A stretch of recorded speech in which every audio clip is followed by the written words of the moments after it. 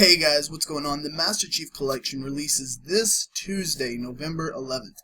I'll be doing a midnight stream starting at midnight Eastern Standard Time. I would appreciate it if you guys came out and supported the stream, supported the YouTube channel. You can watch some awesome Halo action. I'll be streaming 5 or 6 hours that night. And I'll also be streaming it throughout the week, so you can always come back to my channel for some more awesome Halo action. We don't stream just Halo though, we'll be streaming Dragon Age Inquisition and Far Cry 4 on their release dates as well. Really excited for those games as well. It's a huge thing to me when you guys come out and support the stream and support the YouTube channel, so I appreciate it a lot. I'll see you guys there. And now, on to the Halo lore series. The enemies we fought against for 1 year and 1 month. The Covenant Empire. They possessed technology that seemed hundreds of years ahead of us. They had a theocratic cultural hegemony government, which most would consider non-functioning for a galactic civilization. They were made up entirely of different species of aliens coming from different homeworlds and separate solar systems. The very foundations of their covenant are based upon a war between the San'Shyam and the San'Kelee. So how did what appeared to be such a fragile alliance threaten all of humanity?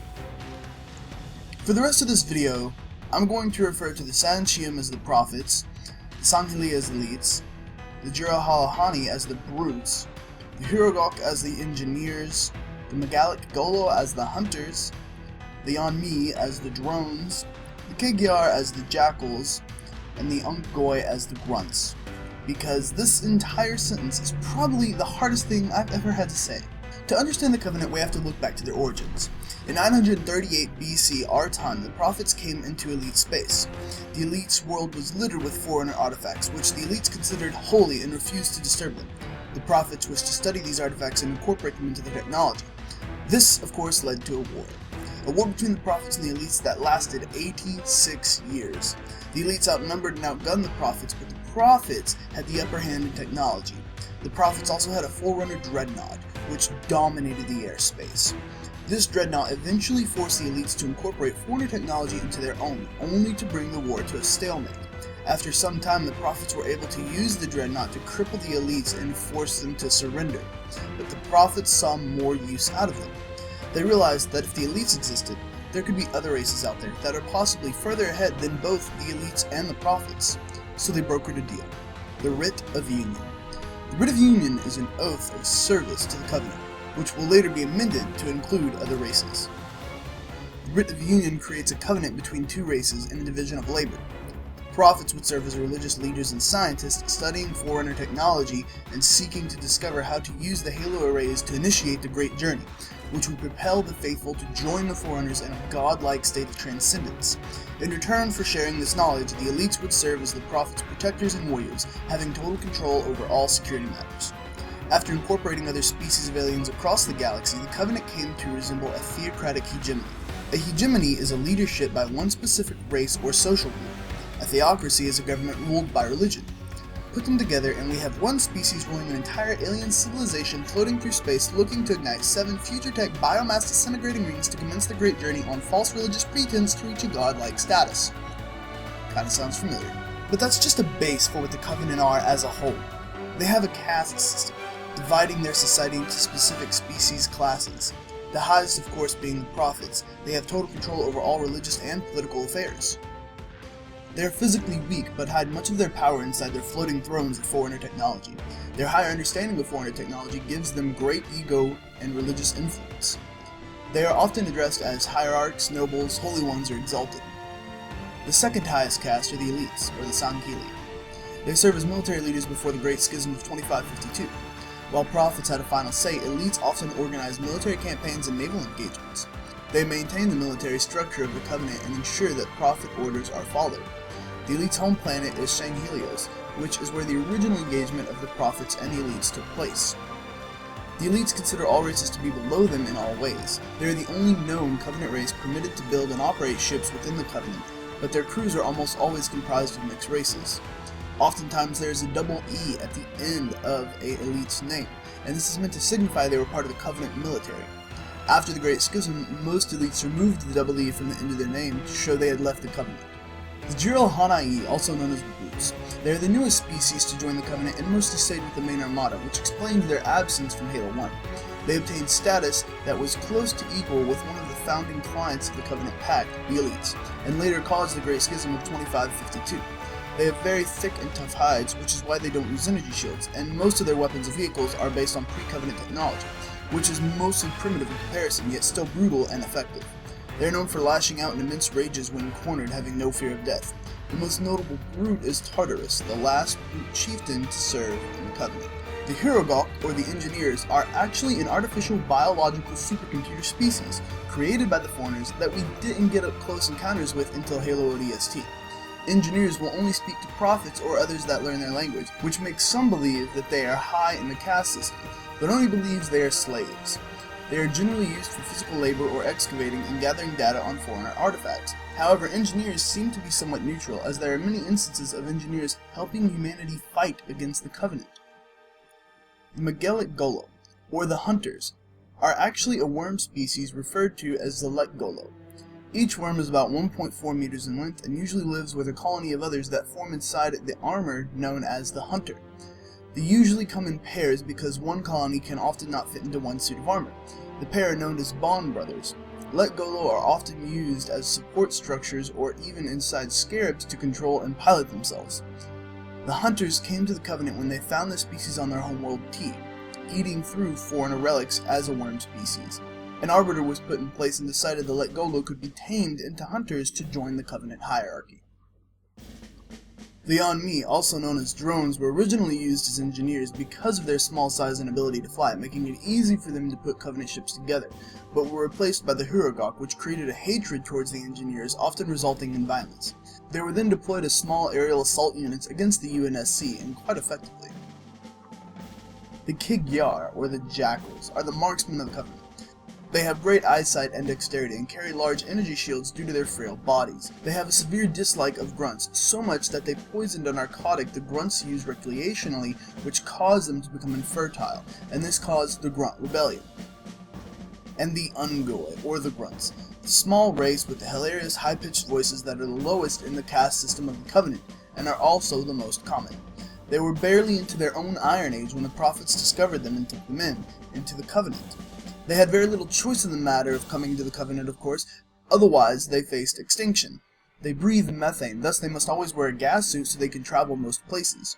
The Grunt Rebellion came from the poisoning of their narcotics from the Jackals because of the crowded living spaces the two shared. It caused Jackal birth rates to decline and they wanted revenge. This escalated into a small-scale war between the Grunts and the Covenant, which forced the Covenant to install an arbiter. The war ended when the Grunt homeworld was glassed by High Charity. After the war, the Elites looked at the Grunts in a higher position, bringing them into formerly Elite-only squadrons, and allowing them to use weaponry and ships they had never before been allowed to even touch. Now, throughout we've seen that an Arbiter has been put in place from time to time during what the Covenant would consider a crisis of their people. An Arbiter is the highest honor to be bestowed upon an Elite in a great time of need. The Arbiter is to act as a field marshal going on missions for the Prophets. There was an Arbiter during the taming of the Hunters, the Grunt Rebellion, and the Human Covenant War. The Human Covenant War Arbiter was also the Arbiter for the threat of the Heretics. Now, this entire civilization center and capital existed on High Charity, the Covenant capital ship. It was 216 miles in diameter, or 348 kilometers. It had an artificial star at the top to simulate light, which also doubled as a launch pad for the Forerunner Dreadnought. The entire city was powered by the decommissioned Forerunner Dreadnought, which used a fraction of its power to keep the city alight. High Charity also had auxiliary reactors, which were capable of generating enough power for slip-space travel. Mostly filled with the Prophet race and elite counselors, and the general leadership of the entire alien hegemony, High Charity was well defended with its own personal fleet. Eventually, High Charity fell into ruins during the Great Schism and the Flood Assault happening almost simultaneously. The Great Schism is another notable point in Covenant history, which is considered at least half the reason why the Covenant fell. Long before the Great Schism started, the Prophet of Truth had plans to replace the Elites with the Brutes. He saw the Brutes to be more willing and unquestioning pawns. He kept this scheme strictly to himself, away from the other prophets, and waited till he felt like it was the right time to act on this. Truth learned the location of the human homeworld and secretly amassed a fleet of over 500 warships entirely commanded by Brutes. However, this fleet was destroyed by a group of Spartan 2s who learned of its purpose, putting a halt to Truth's plans. Soon after, the Prophet of Regret made a move Truth didn't expect. Regret had found and discovered a Forerunner artifact on Earth, but was unaware it was humanity's homeworld. He took a fleet of 15 ships to Earth. Immediately after Truth learned this, he sent the remnants of the brute fleet he had amassed to Earth, and gave his brutes orders to forcibly eliminate any elites in command above Earth. When Regret retreated from Earth, his elite-led ships in orbit still continued to engage the UNSC, but without a leader. Brute forces within the fleet and on the ground killed every remaining elite force. The brutes held New Mombasa until reinforcements arrived. High Charity and the rest of the Covenant fleet were on their way to the newly discovered Delta Halo. Truth's move remained a secret from the rest of the Covenant. Regret would arrive at Delta Halo before Truth and the rest of the Covenant, and Regret would serve as yet another purpose in Truth's plan.